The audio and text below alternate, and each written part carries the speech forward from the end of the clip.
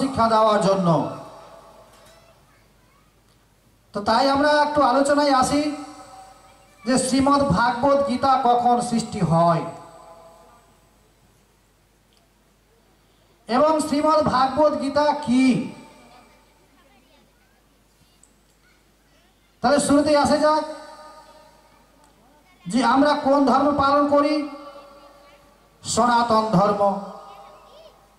তাহলে সনাতন ধর্মের মূল ধর্মগ্রন্থ কি? বেদ। বেদের কয়টি অংশ? 4টি অংশ, ঋক, শ্যাম, যজুর, অথর্ব। এবং তার সাথে সাথে আরো দেখা যায়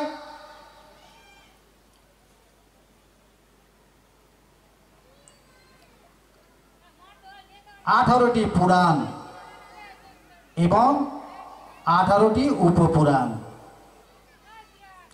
14 শাস্ত্র।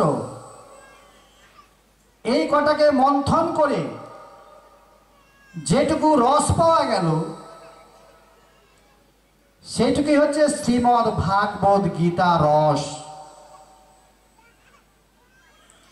শ্রীমদ্ ভাগবত গীতা রস, এই রস আস্বাদন করা খুব কঠিনতম জিনিস।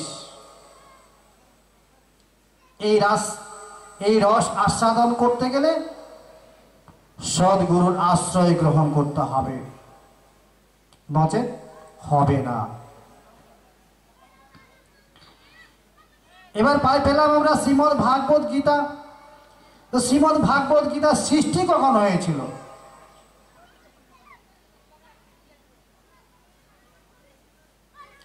ত্রেতা যুগে ভগবান রামচন্দ্র পিতৃসত্য পালনের জন্য 14 বৎসরের জন্য বনবাসে গেছিলেন। বনবাসে থাকাকালীন ভগবান রামচন্দ্রের পত্নী সীতা দেবী, মা সীতা দেবীকে হরণ করেছিলেন লঙ্কাধিপতি রাবণ। যখন সীতা দেবী হরণ হয়ে গেলেন, ভগবান রামচন্দ্র অত্যন্ত কুপিত, দুঃখিত হয়ে পড়লেন। ভগবান রামচন্দ্র সিদ্ধান্ত নিলেন যে আমি আর এই প্রাণ রাখবো না। সীতা জ্ঞান, সীতা ধ্যান, সীতা চিন্তামণি, সীতা বিনা আমি যেন মণিহারা ফণি। সিদ্ধান্ত নিলেন প্রাণ বিসর্জন করবেন।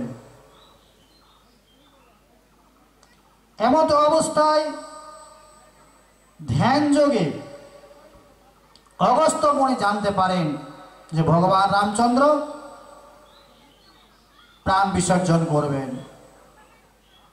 অগস্ত্য মুনি তার কাছে গেলেন এবং তাকে বোঝালেন, হে রাম, এই সংসার হচ্ছে অসার। অগস্ত্য মুনি বললেন, ন তাত ন মাতা ন বন্ধুর ন দাতা ন পুত্র ন পুত্রী ন ভিত্ত ন ভরতা ন জায়া ন বিদ্যা ন বৃত্তির্মৈব গতিস্তাং গতিস্তাং তামেকা ভবানী। অগস্ত্য মুনি বললেন, হে রাম, হে রাজন, এই জগতে কে কার মাতা, কে কার পিতা, কে কার ভগিনী বা বোন, কে কার পৌত্র, কে কার পৌত্রী,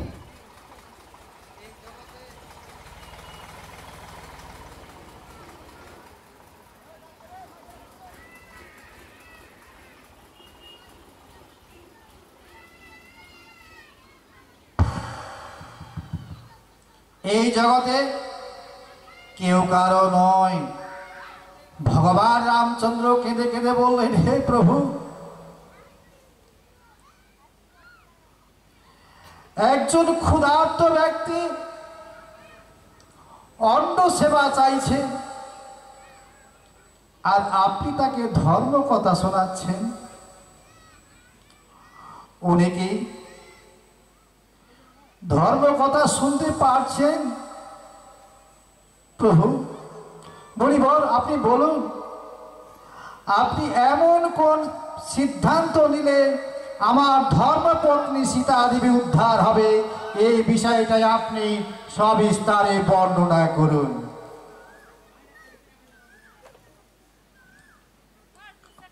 অগস্ত্য মুনি তখন বললেন, আমার নানান কথা দিয়ে তাকে বুঝাতে শুরু করলেন।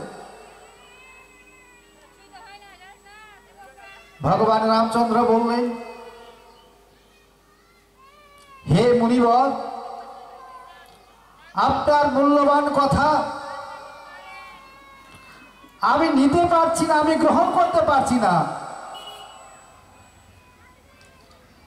আপনি এমন ভাবে বলুন যে মা সীতা দেবী কিভাবে উদ্ধার হবে, সেই বিষয়টাই আপনি আলোচনা করুন।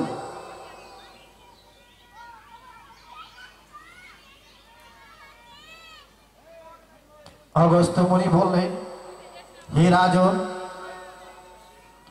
মা সীতার উদ্ধার হবে নিশ্চিত, তবে এই বিধান বাবাই আমার কাছে নেই।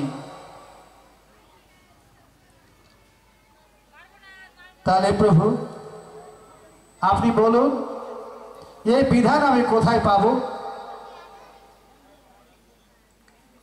অগস্ত্য মুনি বললেন, এই মুহূর্তে শ্রেষ্ঠ ব্রাহ্মণ দিয়ে মা যোগমায়া দশভুজার পুজো করতে হবে। তৎকালীন শ্রেষ্ঠ ব্রাহ্মণ ছিলেন লঙ্কাধিপতি রাবণ। রাবণ তখন শ্রেষ্ঠ ব্রাহ্মণ, তাকে নিমন্ত্রণ করা হলো পুজো করার জন্য। দেখুন কেমন শত্রু, যে রাবণ বধের পুজো হবে রাবণকে দিয়ে। ভাই লক্ষণকে বলা হলো, ভাই লক্ষণ, তুমি এই মুহূর্তে যাও, রাবণকে নিমন্ত্রণ করে এসো। ভাই লক্ষণ বলছেন যে দাদা, তুমি রাবণ বধের পুজো করবে রাবণকে দিয়ে, এটা হয় কখনো? ভগবান রামচন্দ্র বললেন, উনি যদি শ্রেষ্ঠ ব্রাহ্মণ হয়ে থাকেন তাহলে অবশ্যই উনি নিমন্ত্রণ গ্রহণ করবেন এবং নিমন্ত্রণ রক্ষা করবেন। নিমন্ত্রণ করা হলো, উনি আসলেন, পুজো করলেন। তার পুজোয় মা দুর্গা অত্যন্ত সন্তুষ্ট এবং প্রীত হলেন। মা যোগমায়া তখন বললেন, হে রাম, তোমার পুজোয় আমি অত্যন্ত সন্তুষ্ট এবং প্রীত হয়েছি, তবে বাবা তুমি যে উদ্দেশ্য নিয়ে পুজো করেছ, এই বিধান বাবা আমার কাছে নেই। ভগবান রামচন্দ্র করজোড়ে বললেন, মা তাহলে এই বিধান আমি কোথায় পাবো?